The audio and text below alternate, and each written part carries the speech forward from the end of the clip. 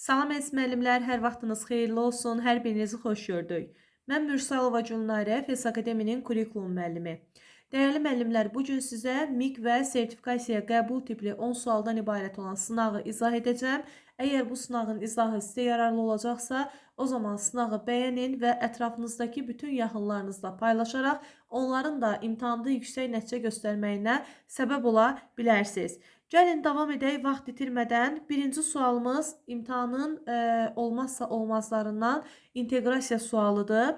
Şəhərlərdə hava çirklənməsi, enerji israfı və tullantıların artması ciddi problemlərə səbəb olur. Deməli, məsələ nədir? Havanın çirklənməsi, enerji israfı və tullantılar. Siz bu problemləri həll etməlisiniz.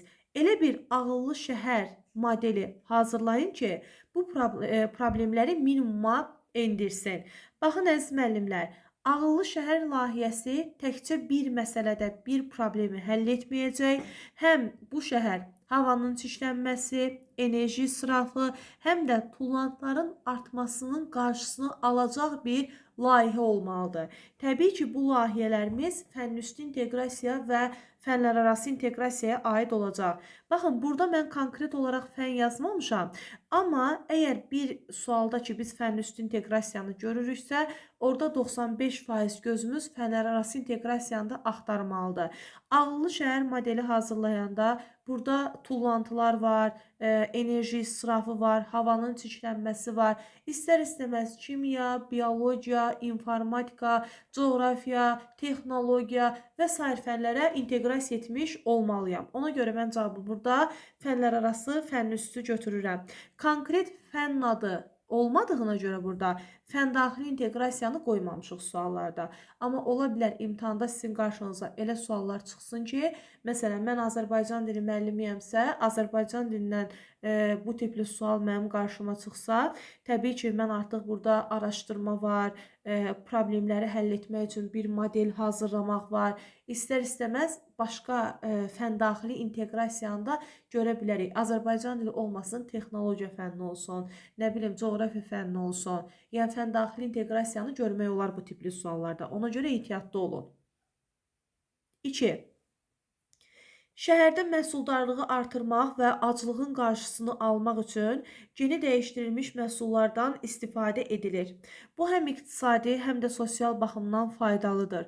Amma geni dəyişdirilmiş qidalar insan sağlamlığı üçün təhlükəli ola bilər və uzun müddətli təsirləri onun tam məlum deyil. Elə bir model hazırlayın ki, həm məhsuldarlığı, həm də təhlükəsizliyi təmin etsin. Deməli, baxın, yenə də problem var. Bu problem geni dəyişdirilmiş qidalardır, hansı ki, insan sağlamlığına ziyan ola bilər. Amma geni dəyişdirilmiş qidalar həm iqtisadi baxımdan, həm də sosial baxımdan faydalıdır. İndi bizdən elə bir məhsul istəyir ki, elə bir model istəyir ki, həm təhlükəsiz olsun, həm də məhsuldarlığı olsun. Yəni, bax, bu da fənüstü inteqrasiyaya aiddir. Qeyd etdiyim kimi, fənüstü inteqrasiya varsa, mən fənlərarası inteqrasiyanı da götürürəm. Əgər burada biologiya olsaydı, sırf biologiya müəlliminə düşmüş bir sual, o zaman bəlkə həmin müəllim fəndaxili inteqrasiyanı da düşünə bilərdi bu sualda. 3. Taksonomiya sualı, imtahanın 2 sualı taksonomiya ilə, xüsusilə də idraç taksonomiyası ilə bağlı olacaq. Müəllim şagirdlərə eyni mövzu üzrə yazılmış 3 dram əsəri verir. Şagirdlər dram əsərlərini məzmunun dolğunluğu, arqumentlərin əsaslandırılması, dilin təsirliyi baxımından müqayisə etməlidir, hansının daha uğurlu olduğunu müəyyən etməlidirlər və bu seçimi əsaslandırmalıdırlar. Təbii ki, bu tapşırıq hansı mərhələyə aid olar? Təhlil etmək və tənqidi təfəkkürə. Nəyə görə tənqidi təfəkkürü götürürük, məntiqi təfəkkürü götürmürük? Çünki biz arqumentləri əsaslandırılmasına fikir verməliyik, daha uğurlu olanı götürməliyik. Bəzən müəllimlər elə bilir ki, təhlil etmək ancaq tənqidi təfəkkürlə yanaşı gələ bilər. Yox, tənqidi təfəkkür təhlil etməklə də yanaşı gələ bilər. Təhlil etmək məntiqi təfəkkürlə də yanaşı gələ bilər. Baxır sualın mahiyyətinə. Biz təfəkkürün növlərində bilirik ki, əgər bir məsələdə ən vacib, ən uyğun ən uyğun olanı tapmalıyıqsa, bu tənqidi təfəkkürə aiddir. 3 əsər verir. 3 əsərdən birini götürməliyəm. Hansının daha uğurlu olduğunu qeyd etməliyəm burada. Təhlil mərhələsində ona görə götürdük. Dördüncü suala baxırıq. Çıxış bileti 3-2-1, qərarlar ağacı, qar topu texnikası. Bu üsul şagirdlərin güclü və zəif tərəflərini aşkara çıxartmağa kömək edir. Təbii ki, bu 3-2-1-ə aiddir.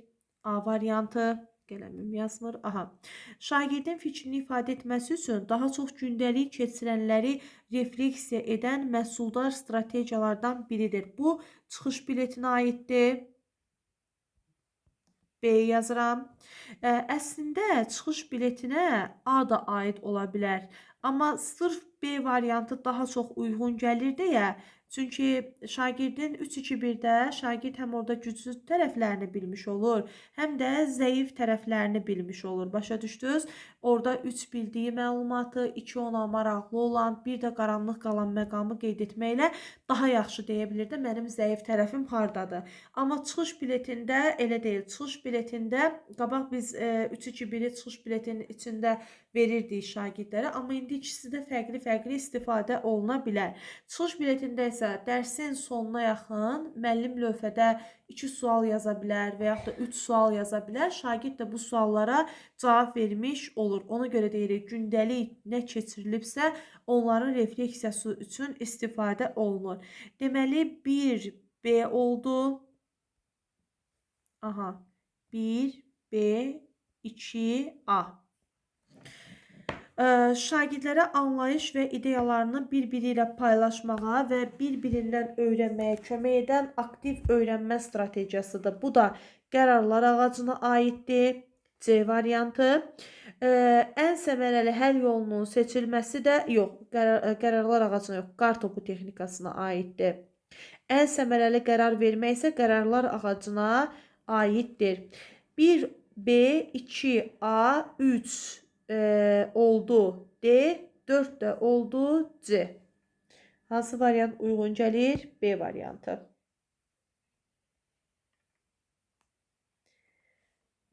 Davam edirəm. 5-ci sual. Müəllim şagirdlərə müxtəlif materiallardan Qobustan qayüstü təsvirlərinin maketini hazırlamaq tapşırığı verir. Bu sual imtahana qəbula düşmüş suallardan biridir.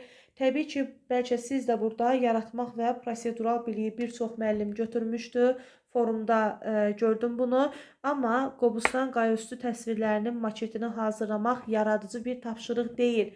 Əgər əlimizdə materiallar varsa, müxtəlif materiallar, biz onlardan olan bir şeyin maketini hazırlayırıq, olmayan bir şeyin yox, olan bir şeyin maketini hazırlayırıqsa, bu tətbiq etmək və prosedural biliyə aiddir. D variantı. Cədvələ əsasən uyğunsuzluğu müəyyən edin. Qiymətləndirmə də bizim imtahanımızın olmazsa olmazlarındandır. Bir sual mütləq qiymətləndirmədən düşəcək sizə. Bu qiymətləndirmə müəllimə dərslərə bölməyə hazırlıq mərhələsində şagirdlərin ehtiyaclarını təhlil etməyə və uyğun resursları seçməyə imkan yaradır. Bölməyə hazırlıq mərhələsindədirsə, bu diaqnostik qiymətləndirməyə aiddir. Amma qabağında yazı formativ, elə uyğunsuz olan A variantıdır. Digər variant B, bəli, mövcud vəziyyətini üzə çıxardan diaqnostikdir, əks əlaqə yaradan formativdir, şagirdin fəal dərsə cəlb olunmasını təmin edən, motivasiyasının artmasına kömək edən əks əlaqə nəticəsində təbii ki, bu da formativ qiymətləndirməyə aiddir. Müəllim planlamasını yenidən qurur, diaqnostik qiymətləndirməyə aiddir. Y variantı da doğrudur. 7. Hansı rəy effektiv deyil? Effektiv olmayan rəyi biz axtarmaq üçün nə etməliyik? Müəllim orada ya negativ cümlələrdən istifadə etməlidir, ya da o əks əlaqəni axıra qədər vermir şagirdə. Yəni, yarımçıq şəkildə şagirdə təqdim edir. Cümlə quruluşun düzgündür, amma durğu işarələrində bəzi səhvlərə yol vermisən. Xüsusilə vergül qaydalarını yenidən təkrarla. Müsbətini dedi və burada mənfisini də dedi müəllim şagirdin. Üstə gəl, müəllim yenə də müsbətlə şagirdə yol göstərmiş oldu. Mətnin məzmununu düzgün anlayırsan, lakin əsas ideyanı seçməkdə çətinlik çəkirsən. Bitdi. Yol göstərmədi şagirdə. Yəni belə deyim də, şagird orada zəif bir məqamı duydu, amma nə etmək lazım olduğunu bilmədi. Ona görə bu effektiv deyil. Effektiv rəy odur ki, müəllim şagirdə orada yol göstərməlidir. Davam edirəm. Müəllim həyat bilgisi tədris edən zaman qrup işindən istifadə etməyi planlaşdırır. Təsadüfi seçimlə şagirdləri qruplara ayırır. Lakin görür ki, təlim nailiyyətləri yüksək olan şagirdlərdən ibarət bir qrup yaranıb. Müəllim bu balansızlığı aradan qaldırmaq üçün yenidən uşaqlar arasında qrup yaradır. Onların qabiliyyətlərinə, xüsusiyyətlərinə və potensiallarına görə. Deyir, bu situasiya haqqında hansı fikir doğrudur? Müəllim yüksək nəticəli şagirdləri bir qrupda toplanması sürətli öyrənmənin təşviqi baxımından məqsədə uyğundur. Əksinə, yüksək nəticəli uşaqların bir qrupda hamısının olması düzgün yanaşma deyil. Çünki bizim sinifimiz homogen siniflər deyil. Homogen sinifdə bu ola bilər. Bu nə deməkdir? Yəni, uşaqların intellekti eynidir, potensialları eynidir, səviyyələri eynidir. Biz adətən heterogen qruplar yaradırıq. Bu heterogen qruplarda da uşaqların potensialları fərqli olur. Məsələn, mən zəif uşaqları bir qrupa, güclü uşaqları bir qrupa toplaya bilmərəm. O zaman mənim işim yaxşı alınmaz müəllimlər. Müəllim inklüziv təlimə əsaslanaraq qruplarda balans yaratmağa çalışır, şagirdlərin fərdi xüsusiyyətlərinə uyğun bölgü aparır, əməkdaşlığa əsaslanan öyrənməni təşviq edir. Bu isə kooperativ öyrənmənin əsas prinsipinə uyğundur. Yəni, əməkdaşlıq şəraitində öyrənmə, bax bu cür öyrənmədir və bu məhz müəllimin diferensiallığı təmin etməsi, heterogen sinifdə düzgün dərsin təşkili deməkdir. B variantı doğru variantımızdır. Məsələn, C variantda deyir, müəllim rəqabət yaratmalı idi. Onlar öz bilik və bacarıqlarını təqdim etsinlər. Ona görə bu C variantı səhvdir. D variantında deyir ki, burada müəllim şagirdin müstəqil fəaliyyətini zəiflədir. Çünki şagird özünə uyğun tempdə işləməyi bilməlidir. Yəni, söhbət qrup işindən gedirsə, niyə orada şagird fərdi işləməlidir? Ona görə D variantı səhvdir. Müəllim deyir, ona görə imtina etdi ki, uşaqların sərbəst işləməyinə belə deyim, inanmırdı. Amma yuxarıda bizə dedi ki, müəllim balanssızlığı aradan qaldırmaq üçün yeni qruplar yaratdı. Yəni, bu müəllim səriştəli müəllimdir və diferensiallığı təmin etmək üçün yeni qruplar yaradıb. 9-cu suala baxaq. Bu da qəbul sualıdır. Şagird tez-tez yanında əyləşən sinif yoldaşının çantasını, kitablarını və s. əşyalarını gizlədir və bu onun üçün əyləncə xarakteri daşıyır. Lakin sinif yoldaşı bu davranışdan çox məyusdur və emosional sarsıntı keçirdir. Bizdən yanlış istəyir. Müəllim hər bir şagirdlə ayrı-ayrılıqda söhbət aparmalıdır. Rollu oyunlardan istifadə edə bilər. Doğru yanaşmadır. Sinif konfliktlərini həll etmək üçün bu düzünə baxırıq. Bu cür halların baş verməməsi üçün dərs ilinin əvvəlində şagirdlərə prosedur və qaydalar qoymaq daha effektiv nəticə verər. Həmçinin yazılı şəkildə ortaq dəyərlərin yaradılması konfliktlərin daha effektiv həll edilməsinə şərait yarada bilər. Bəli, B variantı da doğrudur. Müəllim emosional intellektə nisbətən daha çox şagirdin IQ səviyyəsini formalaşdırmağa diqqət etməlidir. Baxın, biz nə demişik? Şagirdin IQ səviyyəsindən daha çox onun emosional intellektidir. Həyatda özünə uyğun bir yer tutması üçün, münasibətləri idarə etməsi üçün, insanlarla ünsiyyət qurması üçün ən əsas birinci insanın emosional intellekti yerində olmalıdır. Sonra onun akademik nailiyyətləri yerində olmalıdır. Ona görə C variantı burada bizim səhv fikrimizdir. Deməli, davam edirəm. Akvarium iş üsulunu həyata keçirərkən şagirdlər fikirlərini ifadə etməkdə çətinlik çəkirlər. Həmçinin müzakirə zamanı müəllim prosesin düzgün getmədiyini görür. Fəaliyyət zamanı şagirdlər bir-birlərini dinləmirlər, səslənən fikirlərə qarşı dözümsüz olurlar və xaotik səs-küy yaranır. Verilmiş situasiyaya uyğun fikir hansıdır? Müəllim şagirdlərin səs-küy yaratdığını görüb, qaydaları onlara xatırlatmalıdır. Xatırlatmaq olar, amma biz ən uyğun cavab axtarırıqsa, gəlin bütün situasiyaya baxaq. Müəllim fasilitatorluq edib, onları müzakirəyə həvəsləndirməlidir.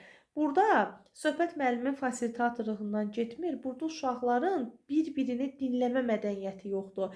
Həvəs yox, dinləmə mədəniyyəti yoxdur. Ona görə B də uyğun deyil.